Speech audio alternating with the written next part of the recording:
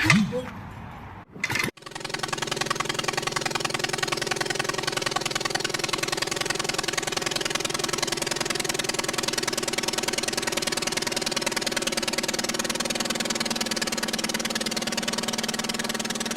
to ADCO Aviation. On the 33rd video, we discuss the finishing up of the tail section. To say the least, it's getting exciting. Today, let's paint the wings. Again, I'm going to use latex exterior house paint with built-in primer. Although it took several full days and a few half days, this will be just a short video to update you. There's just a couple of things I'd like to point out that I did slightly different than on my tail feathers.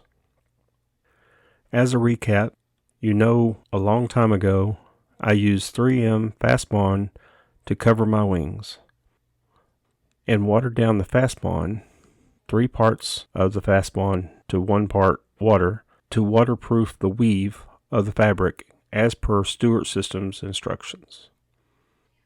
For my wings, I first painted 2 coats or 1 cross coat of white latex paint over the entire wing, top and bottom. I then used the pattern for my iron cross, traced out the outline with a pencil, and finished 4 more coats or 2 more cross coats of white in the appropriate area.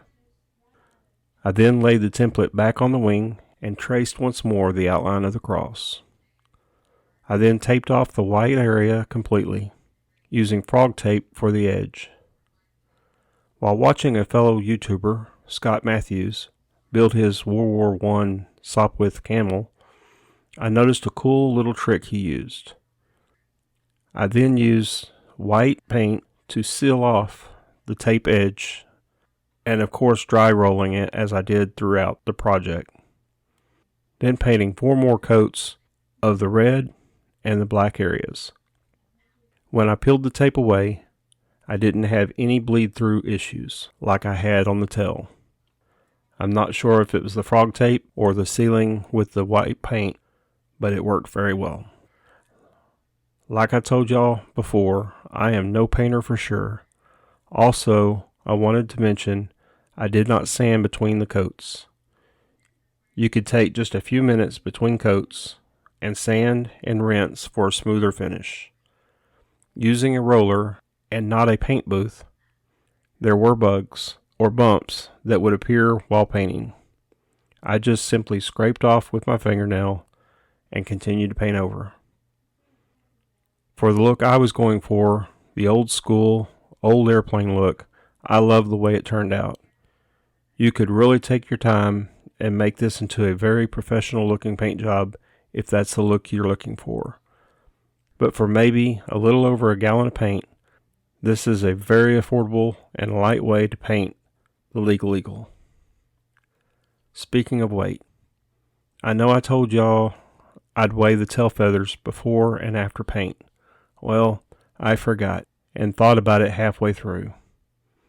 What I can tell you, for the XL wings, I added almost exactly 1 pound of paint per wing. Some say it may even lose weight as it continues to dry. But for me, I gained 3% weight if I did my math correctly. I was 32 pounds before painting and 33 after. I did place the tail wheel on the scale and weighed the tail section before mounting the wings. It came in at only 12 pounds, and from what I can tell, overall, I should come in around the 250 to 253 pound mark, which makes sense. I have built basically to plans and made an extremely lightweight tail section with the modified tail feathers and the tail wheel design. Oh, and don't forget the extremely lightweight dash and the 10-ounce seat. If you build it as designed and not add here and there, you can build this to be a Legal Eagle. I'm getting excited to get this bird in the air, but then I remember just how much more I have to do. Next, I'll be mounting and rigging the wings. Then the long waited for, the folding of the wings.